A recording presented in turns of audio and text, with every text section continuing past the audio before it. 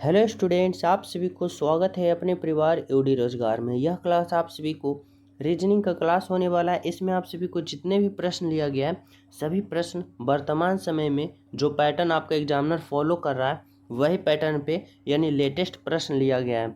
और आप लोग सभी प्रश्नों को हल करते चलना है, राइट आंसर कमेंट में करते चलना है। मैं हर एक प्रश्न का राइट आंसर 5 to 7 सेकंड में सिखाने की कोशिश करूँगा, आप लोग समझते चलना।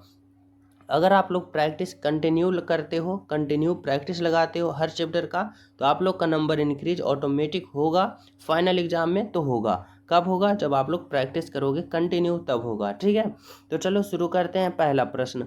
और जो न्यू हो क्लास को like and share and subscribe कर देना, ताकि प्रतिदिन का नोटिफिकेशन आप सभी के पास पहुंच सके। चलो शुरू करते हैं हम सब पहले प्रश्न।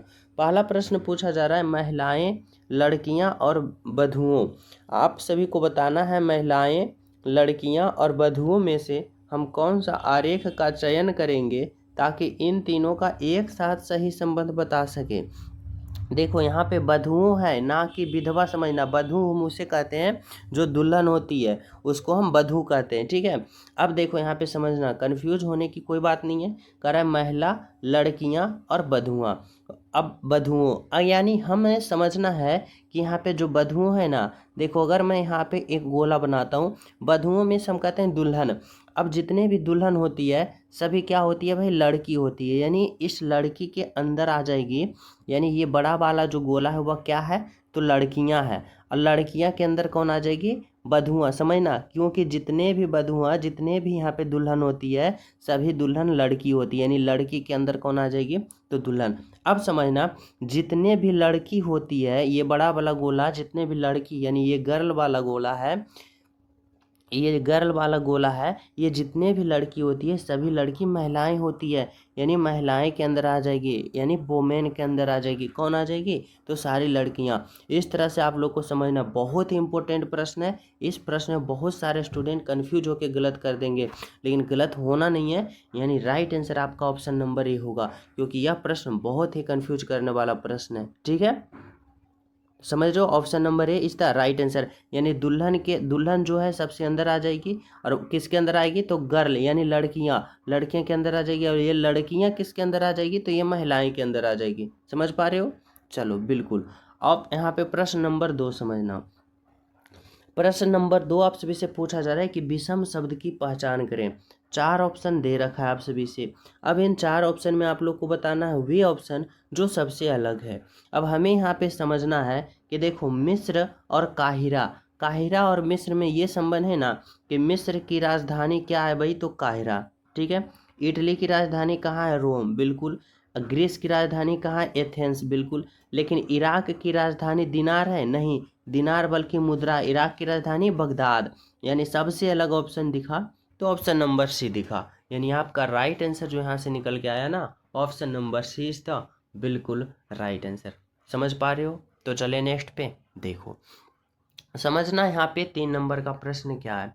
3 नंबर का प्रश्न पूछा जा रहा है कि विषम अक्षर की पहचान करें।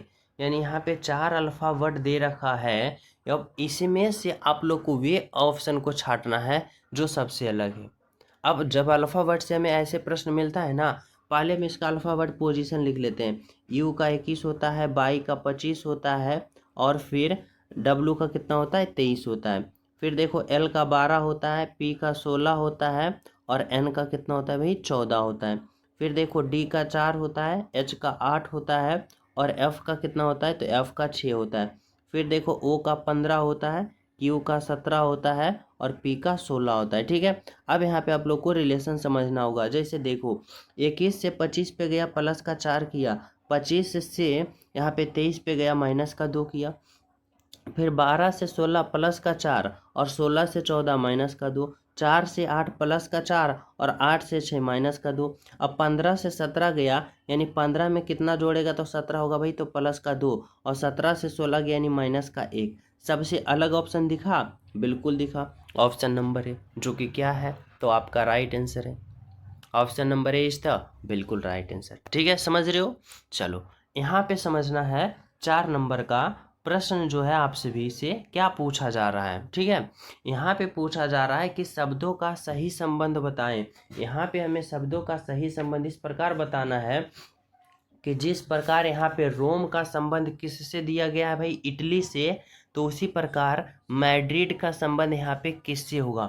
तो हमें यहाँ पे समझने वाली बात ये है कि रोम का संबंध इटली से किस प्रकार है भाई। तो देखो यहाँ पे अगर हम बात करते हैं ना, इस तरह से समझो कि अगर हम बात करते हैं कि इटली की राजधानी का नाम क्या है भाई, तो रोम। ठीक है, अब उसी प्रकार हमें समझना होगा कि मैड्रिड जो है ना वह किस देश की राजधानी है, ये पता करना है। ये समझने वाली प्रश्न में है बात। तो देखो हम समझते हैं कि इटली की राजधानी रोम है, तो मैड्रिड जो है वह किस देश की राजधानी है, तो वह स्पेन देश की राजधानी है। यहाँ पे ऑप्शन नंबर बी होगा, स्पेन होगा, जो कि क्या होगा आपका राइट आंसर होगा। बिल्कुल बिल्कुल सही होगा। ऑप्शन नंबर क्या होगा, तो ऑप्शन नंबर स्पेन होगा। समझ पा रहे हो यहाँ तक सभी विद्यार्थी। तो चले हम सब अगले प्रश्नों पे। तो देखो अगला प्रश्न आप लोग समझना क्या कर रहा है। 5 नंबर का प्रश्न, 5 नंबर का प्रश्न समझो भाई। यहाँ पे पूछा जा रहा है आप सभी से कि शब्दों का सही संबंध बताएं। यानी हमें पता करना है यहाँ पे कि जिस प्रकार FIST फर्स्ट से GHTS लिखा ना, उसी प्रकार BOSS से यहाँ पे क्या आएगा ये पता करना है और कौन सा ऑप्शन आएगा। ठीक है, अब देखो जब भी हमें यहाँ पे अल्फ़ाबेट से अगर संबंध बताना होता है तो हम लोग क्या करते हैं, तो हम लोग सिंपल तरीका से पहले इसका अल्फ़ाबेट पोजीशन लिख लेते हैं। जैसे F का 6 होता है, I का 9 होता है, S का 19 होता है और T का 20 होता है। ठीक है, फिर देखो G का 7 होता है, H का 8 होता है, T का कितना होता है 20 होता है और S का 19 होता है। समझ पा रहे हो। उसी प्रकार B का 2 होता है, O का 15, S का 19 और S का 19। ठीक है, अब यहाँ पे हमें क्या करना है, तो यहाँ पे भी हमें 4 अल्फ़ाबेट को पता करना है। अब यहाँ पे आप लोग सिंपल सा रिलेशन बनाओ कि देखो F से G पे जा रहा है यानी 6 से 7 पे प्लस का 1। उसी प्रकार जब हम B से पहला पता करेंगे तो प्लस का 1। अब B के आगे यानी B का 2, 2 में 1 जोड़ेंगे 3 और 3 जो होता है C का, यानी C देखो तो ऑप्शन नंबर 1 कट गया। ठीक है, यहाँ पे C होगा। फिर देखो I से H पे जा रहा है 9 से 8 पे, तो माइनस का 1 यानी 15 में हम माइनस का 1 करेंगे 14 और 14 नंबर पर N होता है। ठीक है, अब N होगा तो देखो ऑप्शन नंबर C कट गया। अब देखो S से कहाँ पे जा रहा है, T पे, S का 19 और T का 20, 19 से 20 पे जा रहा है, प्लस का 1 कर रहा है, यानी S से हम यहाँ पे तीसरा निकालेंगे तो इसमें क्या करेंगे प्लस का 1 और S में 1 जोड़ेंगे, 19 में 1 जोड़ेंगे 20 और 20 जो होगा T का। फिर देखो T से S पे जा रहा है यानी माइनस का 1, तो S में हम माइनस का 1 करेंगे यानी 19 में माइनस का 1 करेंगे 18 और 18 जो होता है R का, CNTR। देखो कौन सा होगा, ऑप्शन डी गलत, यानी ऑप्शन नंबर यहाँ से ए निकल के आया आपका राइट आंसर। बिल्कुल बिल्कुल सही आंसर। समझ पा रहे हो। तो चलिए हम सब अगले प्रश्नों पे। तो जो विद्यार्थी न्यू हो ना, चैनल सब्सक्राइब जरूर कर लेना, क्योंकि प्रतिदिन अगर आप लोग प्रैक्टिस से चाहते हो तो चैनल सब्सक्राइब करके बेल आइकन प्रेस कर देना। और इससे क्या होगा कि अगर जो काम आप लोग कंटिन्यू एक समय एक टाइम टेबल से करते हो तो आपका उसमें सक्सेस जरूर मिलता है। तो आप लोग अगर अपने एग्जाम में फाइनल एग्जाम में नंबर इंक्रीज करना चाहते हो तो प्रैक्टिस कंटिन्यू करना पड़ेगा। ठीक है, 6 नंबर का प्रश्न समझना क्या पूछना चाहता है, कर रहा है कि उस समुच्च का चयन करें जिसकी संख्याओं से ठीक उसी प्रकार संबंध है जो संबंध निम्नलिखित समुच्चयों की संख्या में है। यानी हमें बताना है कि इसमें जो संबंध है ना वही संबंध कौन सा ऑप्शन में है, ये पता करना है।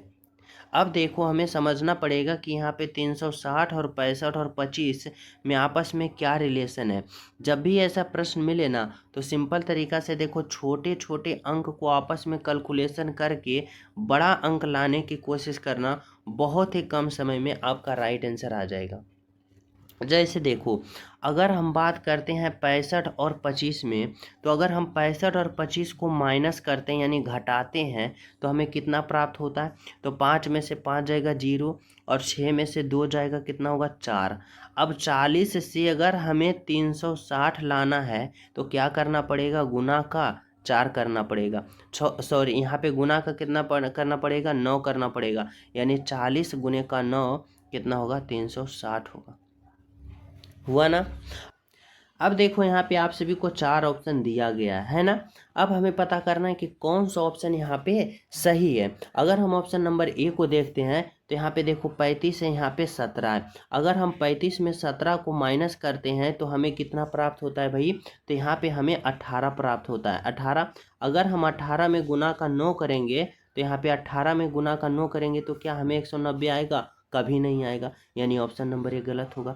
ऑप्शन नंबर बी को अगर हम देखते हैं तो यहाँ पे 35 में अगर हम 13 को माइनस करते हैं ना तो हमें कितना प्राप्त होता है, तो अगर हम 35 में यहाँ पे 13 को घटाते हैं तो 5 में से 3 जाएगा 2 और 3 में से 1 जाएगा 2, 22 आया। अगर हम 22 में गुना का 9 करते हैं तो कितना आएगा, 9 दूना का 18, एक बाकी 1 9 दूना 18, 1 19, 100 यहाँ पे कितना आया 98, बिल्कुल आया। यानी ऑप्शन सी ऑप्शन डी गलत, यानी बिल्कुल और बिल्कुल आपका right answer option number B होगा, तो बिल्कुल सही होगा। समझ पा रहे हो? तो इस तरह से आप लोग को राइट आंसर पता करना है। तो चले नेक्स्ट पे।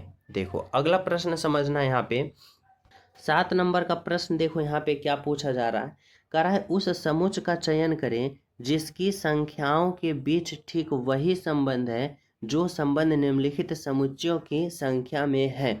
यानी जो हमें इसमें संबंध है ना वही कौन सा ऑप्शन में है ये पता करना है।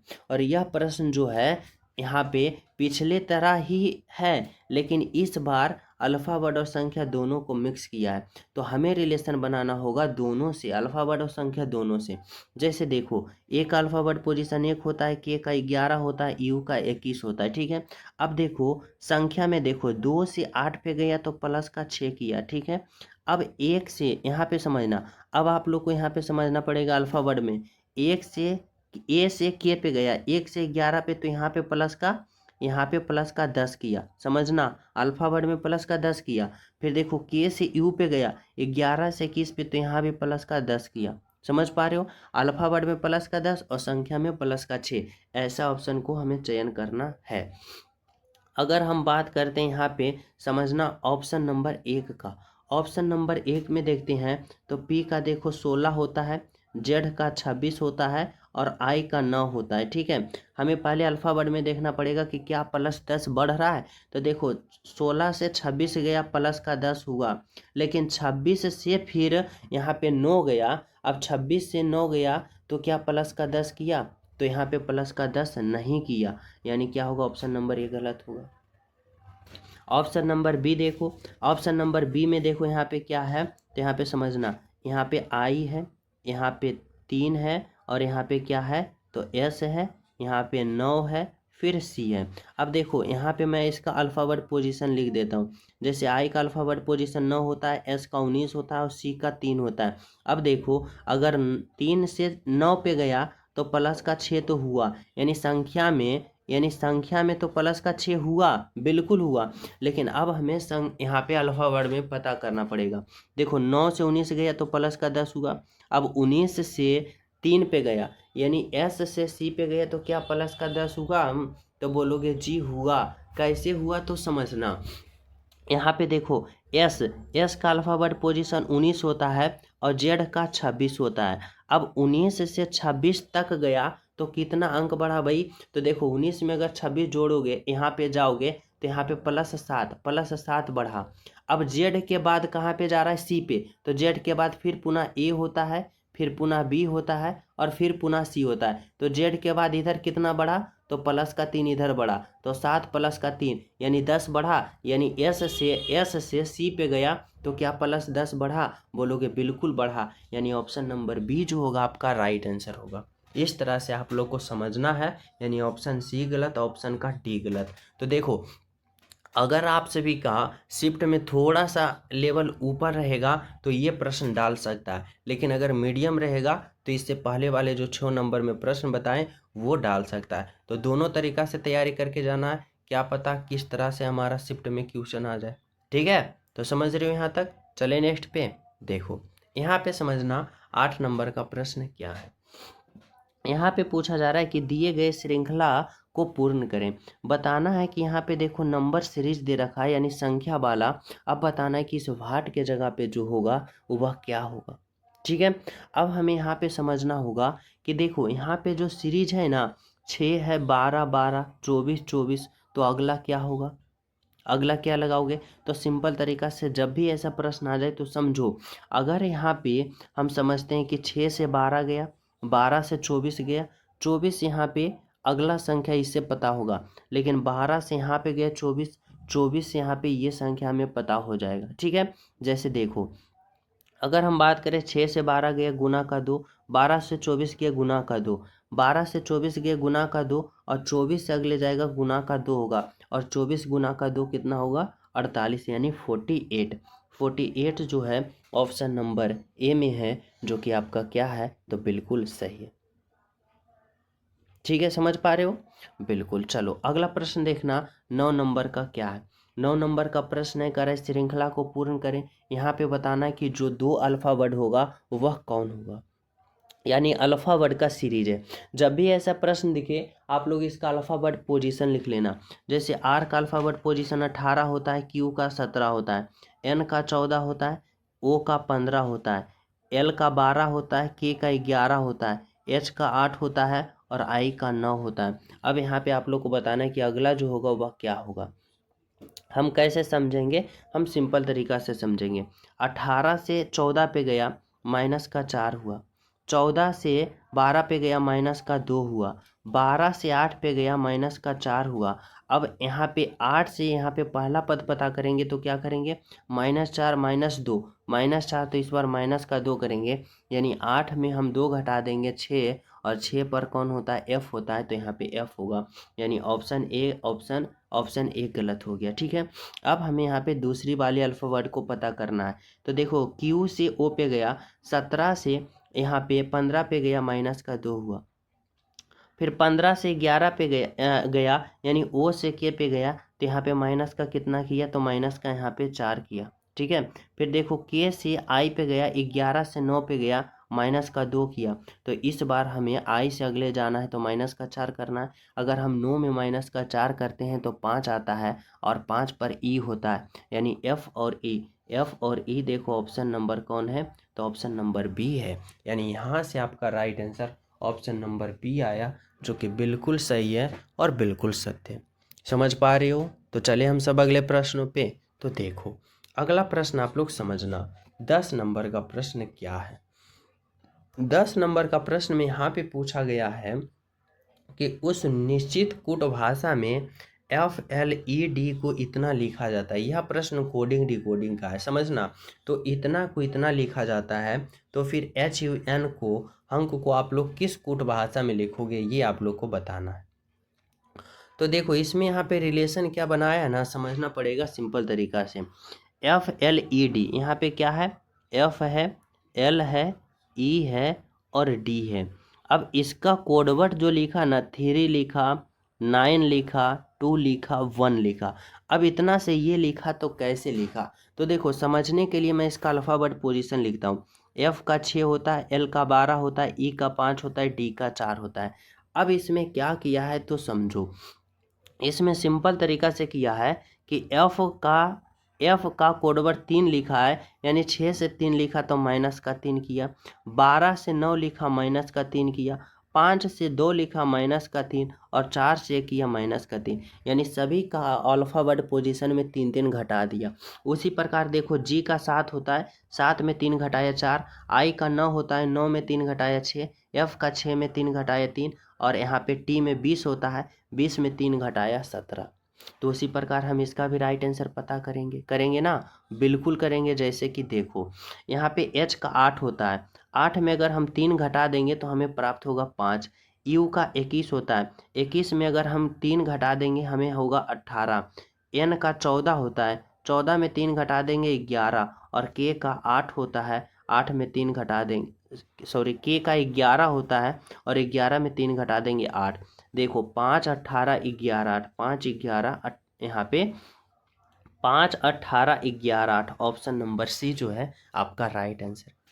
तो इस तरह से समझना है, ठीक है। चले नेक्स्ट पे देखो, समझना यहाँ पे 11 नंबर का प्रश्न क्या है। कह रहा है एक निश्चित कूट भाषा में इतना को 14 के रूप में और एक्टिव को 12 के रूप में तो इतना को कैसे लिखोगे। यह भी कोडिंग डिकोडिंग का है, लेकिन इसमें थोड़ा सा हमें समझना पड़ेगा इस तरह से कि ब्रदर को 14 लिखा तो कैसे लिखा। तो सिंपल तरीका से सोचो, इतना भी माइंड में आप लोग लगा सकते हो कि अगर मैं सभी का अल्फ़ाबेट पोजीशन लिखूं और जोड़ूं या घटाऊं या गुना करूं या भाग करूं तो 14 नहीं आएगा। यानी इस तरह से सोचना पड़ेगा कि पहले इसमें देखो कितना अल्फ़ावर्ड है, यानी 1 2 3 4 5 6 7 और 7 से 14 लिखा, यानी 7 गुने का 2 किया 14। फिर देखो एक्टिव में देखो कितना अल्फ़ावर्ड है, 1 2 3 4 5 6। अब 6 में गुना का 2 किया तो 12 आया, ठीक है। अब उसी प्रकार इसमें देखो कितना है, 1 2 3 4 5 6 7 8 9, 9 आया और 9 में गुना का 2 करोगे 18। ऑप्शन नंबर यहाँ पे बी जो होगा आपका राइट आंसर होगा, बिल्कुल सही होगा। ठीक है, समझ पा रहे हो। तो चले नेक्स्ट पे देखो, यहाँ पे समझना 12 नंबर का प्रश्न क्या है। बहुत इंपॉर्टेंट प्रश्न है, कह रहा है लुप्त संख्या ज्ञात करें। यहाँ लूट है, गलत, यहाँ टाइपर मिस्टेक है। लुप्त संख्या बताना है कि इस वाट के जगह पे क्या होगा ये पता करना है। तो पहले समझना होगा कि जिस प्रकार यहाँ पे 39 आया ना, तो उसी प्रकार यहाँ पे भी हमारा राइट आंसर होगा, लेकिन पहले पता करना पड़ेगा कि आखिर 39 आया तो आया कैसे। तो देखो इसमें क्या किया है, समझने वाली बात ये है कि देखो अगर हम बात करते हैं यहाँ पे कि यहाँ पे 65 है, 78 है, 3 है और 5 है। अब इन सभी से रिलेशन बना के हमें 39 लाना है, तो कैसे आएगा। तो सिंपल तरीका से यहाँ पे समझना पड़ेगा कि यहाँ पे जो 3 है ना, यहाँ पे 78 में 3 से भाग दे दो और फिर 65 में 5 से भाग दे दो, ठीक है। और जितना आता है उसके बाद रिलेशन बनाओ।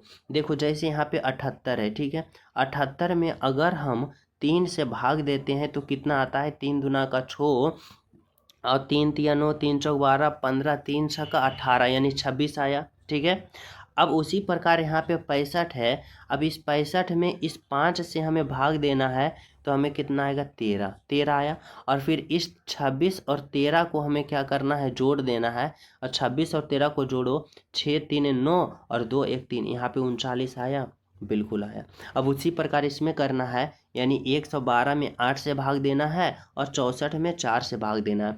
अगर हम यहाँ पे समझना, अगर हम यहाँ पे 112 में किससे भाग देते हैं, 8 से, तो कितना होगा, 8 एकम का 8, यहाँ पे कितना हो जाएगा भाई, तो यहाँ पे 8 2 10 और यहाँ पे 3 और फिर 32 हो गया। फिर यहाँ पे क्या होगा, 8 चौका 32, 14 आया। अब उसी प्रकार अगर हम 64 में 4 से भाग देते हैं, तो यहाँ पे 64 में 4 से भाग देंगे, यहाँ पे कितना होगा, तो 4 एकम का 4 और 4 छक्का 24, यानी 16। अब 16 और 14 को जोड़ोगे कितना आएगा, तो 6 4 10 के 0, बाकी 1 और 1 1 2 1 3, यानी 30 आएगा। यानी ऑप्शन नंबर यहाँ पे बी जो होगा आपका राइट आंसर होगा, ठीक है। यानी 30 जो होगा बिल्कुल बिल्कुल सही होगा। तो चले नेक्स्ट पे, चलो यहाँ पे समझना 13 नंबर का प्रश्न क्या है। ये 12 ये 13, यहाँ पे भी बताना है लुप्त संख्या क्या होगा, यानी लुप्त संख्या बताना है इस वाट के जगह पे क्या होगा। अब यह जो लुप्त संख्या है ना, अल्फ़ावर्ड से दे रखा है, और जब अल्फ़ावर्ड से दिया होता है तो इसका अल्फ़ावर्ड पोजीशन तो लिखना पड़ेगा। जैसे सी का अल्फ़ावर्ड पोजीशन 3 होता है, एफ का 6 होता है, आई का 9 होता है, आर का 18 होता है, ओ का 15 होता है, यू का 21 होता है और एक्स का 24 होता है और यहाँ पे ए का 1 होता है। अब यहाँ पे आप लोग को रिलेशन बनाना है। तो देखो यहाँ पे रिलेशन बनाना इस तरह से कैसे किया है, देखो अगर जब हमें इस वाट के जगह पे राइट आंसर पता करना है, तो या तो हम इस प्रश्न में इस तरह से चलें या तो इस तरह से चलें। तो देखो अगर हम कुछ इस तरह से सोचते हैं इस प्रश्न में कि अगर हम इस 21 में 18 को घटा देते हैं, तो देखो हमें 3 प्राप्त होता है और 3 जो होता है सी का। अब उसी प्रकार 24 में अगर हम 15 को घटा देते हैं, तो देखो 6 प्राप्त होता है और 6 जो होता है एफ का। अब उसी प्रकार हमें समझना होगा कि यहाँ पे 1 है और 1 में यहाँ पे हम कितना को माइनस करें यहाँ पे, ताकि हमें कितना प्राप्त हो जाए, तो यहाँ पे 9 प्राप्त हो जाए। अब एक जो है ना, ए जो है, ए का एक नहीं लिख सकते हो। जैसे देखो, अगर हम बात करें जेड का अल्फाबेट पोजीशन 26 है, फिर ए का कितना होगा, तो 26 के बाद 27 होता है, फिर बी का कितना होगा, 28 होगा। तो यहाँ पे ए का एक नहीं बल्कि 27 मान के चलना पड़ेगा। इस प्रश्न में यही खूबी है और यही मोस्ट इम्पोर्टेंट बात है कि ए के जगह आप लोग को 27 मानना पड़ेगा। ठीक है, क्योंकि ए बी सी डी ऐसे करते हुए जेड के बाद जब आगे बढ़ोगे ना, 27 28 29, तो ए बी सी फिर पुनः स्टार्ट हो जाता है। अब अगर आप लोग 27 में यहाँ पे कितना घटाओगे ताकि 9 आ जाएगा, तो बोलोगे सर 27 में हम यहाँ पे 12 घटाएंगे, और 12 जो होता है एल का होता है, यानी यहाँ पे आपका right answer option number A होगा। अगर यहाँ पे अगर ए का अल्फाबेट पोजीशन 1 मान के चलोगे ना, तो यह प्रश्न सोल्व होगा ही नहीं। यहाँ पे 1 का 27 मानना पड़ेगा, जो कि आपका यहाँ पे राइट आंसर होगा, बिल्कुल सही होगा। ठीक है, समझ पा रहे हो? तो चलिए हम सब अगले प्रश्नों पे। तो देखो अगला प्रश्न समझना, 14 नंबर का प्रश्न क्या है। 14 नंबर का प्रश्न है कि दी गई आकृति में त्रिभुज की संख्या कितनी है। देखो हर एक प्रश्न आप सभी के लिए बहुत ही ज़्यादा इम्पोर्टेंट है, बहुत ही ज़्यादा मोस्ट इम्पोर्टेंट है, समझ रहे हो। सिंपल क्लास नहीं समझना, यहाँ पे प्रश्न का यहाँ पे क्वालिटी समझना, ब्रांड समझना प्रश्न का। इस प्रकार से प्रश्न लिया गया, बहुत ही इंपॉर्टेंट प्रश्न है। ठीक है, करा दी गई आकृति में त्रिभुज की संख्या कितनी होगी, यानी काउंट ऑफ ट्रायंगल हमें बताना है कि इस आकृति में त्रिभुज की संख्या जो है वह कितनी है। ठीक है, तो देखो यहाँ पे जब भी हमें त्रिभुज काउंट करना होता है ना, तो हम सिंपल तरीका से समझते हैं कि पहले देखो, यह भी प्रश्न आप लोग को कंफ्यूज करने वाला प्रश्न है, लेकिन बिल्कुल 5 सेकंड में भी इसका प्रश्न का हल हम आपको बताएंगे। जैसे देखो, सबसे पहले हमारी बातों को समझो। ये वाला आकृति, अगर आप लोग इस आकृति में आप लोग को काउंट करने के लिए बोले त्रिभुज, तो कितना त्रिभुज काउंट करोगे? सिंपल तरीका से कहोगे कि एक त्रिभुज इस तरफ है, एक त्रिभुज इस तरफ है, 2 त्रिभुज और एक ये बड़ा वाला त्रिभुज। यानी जब भी ऐसा आकृति दिखे तो आपको 3 त्रिभुज होना है, यानी मानोगे आप लोग कि इस आकृति में 3 त्रिभुज है। जैसे कि अगर हम बात करते हैं तो देखो यहाँ पे भी इसी तरह से आकृति है, यानी इसी तरह से, और इस तरफ भी इसी तरह से आकृति है। यानी कि समझना पड़ेगा कि 3 त्रिभुज इस तरफ होगा, 3 त्रिभुज इस तरफ होगा, छो त्रिभुज और छो त्रिभुज, और एक ये बड़ा वाला 7 त्रिभुज। यानी यहाँ पे आपका right answer option number C होगा, 7 त्रिभुज। बहुत सारे स्टूडेंट यहाँ पे कंफ्यूज होकर 9 त्रिभुज भी कहेंगे, लेकिन हम बता देते हैं कि 9 त्रिभुज कैसे कहेंगे।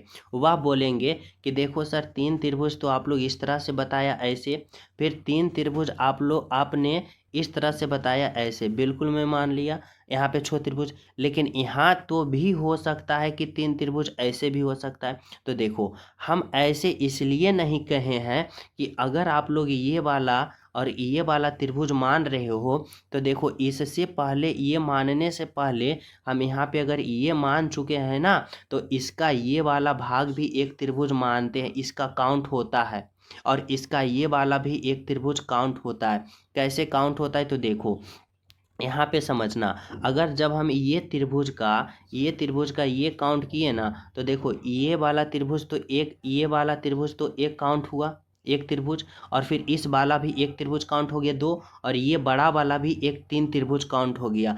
यानी आप अगर ये वाला टोटल मान रहे हो, यानी तो ये वाला तो हम काउंट कर लिए, यानी इसीलिए 3 त्रिभुज यहाँ होगा, 3 त्रिभुज यहाँ होगा, और ये वाला एक ये बड़ा वाला त्रिभुज होगा। यानी 3 3 6 एक 7 त्रिभुज होगा। यानी ऑप्शन नंबर सी जो होगा आपका राइट आंसर होगा। समझ रहे हो? तो कंफ्यूज करके नो मत लगाना, नहीं तो गलत हो जाएगा। तो चले नेक्स्ट पे। देखो 15 नंबर का प्रश्न समझना क्या है। करा पी क्यू पर रखे दर्पण का प्रतिबिंब किस प्रकार बनेगा। यानी यहाँ पे हमें मिरर इमेज बताना है कि अगर यहाँ पे दर्पण है तो इसका आकृति कैसे बनेगा। दर्पण इमेज में क्या होता है कि दाएं वाला बाएं में चला जाता है और बाएं वाला दाएं में। यानी देखो ये वाला जो इस तरफ है ना, इसका मुंह इस तरफ आ जाएगा तीर, और ये तीर जो इस तरफ है इसका तीर इस तरफ आ जाएगा। यानी ऑप्शन नंबर ए गलत होगा, ऑप्शन नंबर सी गलत, ऑप्शन नंबर डी गलत, ऑप्शन नंबर बी यहाँ पे आपका राइट आंसर होगा, क्योंकि ये तीर देखो इस तरफ आ गया, ये इस तरफ आ गया। ठीक है, चलो समझना है यहाँ पे 16 नंबर का प्रश्न क्या है। कह रहा है कि एक कागज के टुकड़े को मोड़कर काटा जाता है और जैसे नीचे दिए गए आकृति में दिखाया गया है उसी तरह उसी दिए गए उत्तर का चित्र में बताएं कि खोलने पर यह कैसा दिखेगा। यानी एक्स जो है यह आकृति है, अब इसको जब ओपन करोगे तो किस तरह बनेगा ये समझना। तो देखो यहाँ से अगर हमें यह आकृति मोड़ के ऊपर की ओर ले जाना है तो कैसे होगा, तो ये वाला इधर होगा और ये वाला इधर होगा, सॉरी माफ़ करना, ये वाला जो होगा यहाँ पे सटेगा क्योंकि यहाँ पे देखो सटा है और ये वाला यहाँ पे सटेगा, यहाँ पे सटा है। अब ऐसा आकृति देखो कहाँ, तो ऑप्शन नंबर का ए गलत, ऑप्शन का सी गलत, ऑप्शन का डी गलत, ऑप्शन का बी बिल्कुल आपका राइट आंसर है। ठीक है, समझ पा रहे हो। तो चलिए नेक्स्ट पे देखो 17 नंबर का प्रश्न समझना क्या है। कह रहा है ए का अर्थ घटाव, बी का अर्थ भाग, सी का गुना, डी का जोड़, तो इतना का मान क्या होगा। समझो यहाँ पे क्या दे रखा है, यहाँ पे 8 है। फिर देखो ए का अर्थ घटाव, घटाव दो 80 होगा। फिर देखो बी का अर्थ भाग है तो यहाँ पे भाग दो, यहाँ पे कितना है तो 16 है। फिर देखो सी का अर्थ क्या है भाई, तो सी का अर्थ गुना है तो यहाँ पे क्या होगा 90 होगा। और डी का अर्थ क्या है, तो डी का अर्थ जोड़ है तो यहाँ पे जोड़ होगा 21। अब इसका हल करो बोर्ड मास का प्रयोग करते हुए। यहाँ पे 8 है, माइनस का अगर 80 में 16 से भाग दोगे 16 पचे का 80, फिर गुना का यहाँ पे 90 होगा और प्लस का कितना होगा 21 होगा। अब हमें गुना करना है तो 8 होगा, माइनस का अगर 90 में गुना का 5 करेंगे तो 90 पचा का यहाँ पे कितना होगा भाई, तो 450 होगा और फिर यहाँ पे प्लस का 21 होगा। ठीक है, अब हमें यहाँ पे क्या करना होता है कि प्लस और प्लस को एक साथ जोड़ना है, यानी 21 और 8 को जोड़ेंगे तो 21 8 29 होगा, यानी -450 में यहाँ पे प्लस का कितना होगा 29 होगा। अब इसको हमें क्या करना है तो घटाना है। अगर हमें 450 -450 में 29 को घटाएंगे तो यहाँ पे कितना प्राप्त होगा भाई, तो यहाँ पे माइनस का 200 कितना, सॉरी माइनस का 421 प्राप्त होगा। माइनस का 421 ऑप्शन नंबर डी में है जो कि आपका राइट आंसर है। ठीक है, तो चलिए नेक्स्ट पे देखो। यहाँ पे समझना 18 नंबर का प्रश्न क्या है। कह रहा है 16 छात्र एक पंक्ति में बैठे हैं, बाएं से श्याम का स्थान 15वां है तो दाएं से श्याम का स्थान क्या होगा। जब भी ऐसा प्रश्न दिया जाए कि बाएं से इतना दाएं से इतना है तो टोटल क्या होगा, या टोटल इतना है बाएं से तो दाएं से क्या होगा, तो सिंपल फार्मूला होता है कि टोटल स्टूडेंट बराबर लेफ्ट प्लस का राइट और माइनस का बंद कर देना है। जैसे कि देखो अगर हम बात करें यहाँ पे क्या क्या दे रखा है, टोटल स्टूडेंट 65 दे रखा है। अब यहाँ पे क्या दे रखा है, बाएं से श्याम का स्थान कितना है भाई 15वां, यानी लेफ्ट से यानी कितना है भाई 15, प्लस का राइट हमें पता करना है और माइनस का 1। अब देखो ये माइनस का 1 इधर आ जाएगा तो प्लस का 1 यानी 65 प्लस का 1 66 और 15 इधर प्लस में तो इधर आके माइनस हो जाएगा, यानी राइट साइड से पता हो जाएगा। अब यहाँ पे 66 में 15 घटाव 1 और यहाँ पे 5, यानी राइट साइड से कितना हो जाएगा 91, यानी 91 नंबर ऑप्शन नंबर ए जो होगा, सॉरी ऑप्शन नंबर डी जो होगा आपका राइट आंसर होगा। ठीक है, चलो अगला प्रश्न समझना आप लोग क्या कर रहा है 19 नंबर का। यह प्रश्न डायरेक्शन का है यानी दिशा का है। समझना ऊपर की ओर उत्तर होता है, नीचे की ओर दक्षिण, इस तरफ को पूरब होता है और इस तरफ को पश्चिम होता है। ठीक है, यहाँ पे अब हमारे बातों को समझना। करा है दिव्या अपने घर से उत्तर की ओर 60 मीटर चलती है। दिव्या का घर मान लिया यहाँ है, उत्तर की ओर कितना चली 60 मीटर चली। करा फिर वह बाएं मुड़ती है और 75 मीटर चलती है। यहाँ से बाएं मुड़ी इधर और कितना चली 75 मीटर। करा फिर दाएं मुड़ी और 90 मीटर चली। यहाँ से जब दाएं मुड़ेगी ना तो दाएं मुड़ेगी तो इधर होगी और कितना चली भाई, तो यहाँ पे 90 मीटर चली।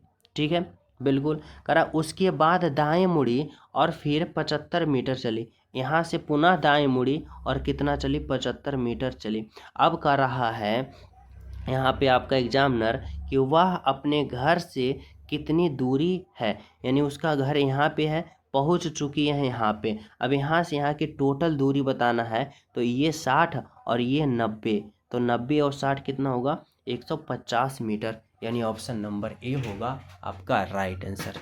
ठीक है, तो चलिए नेक्स्ट प्रश्न पे देखो। यहाँ पे समझना 20 नंबर का प्रश्न क्या है।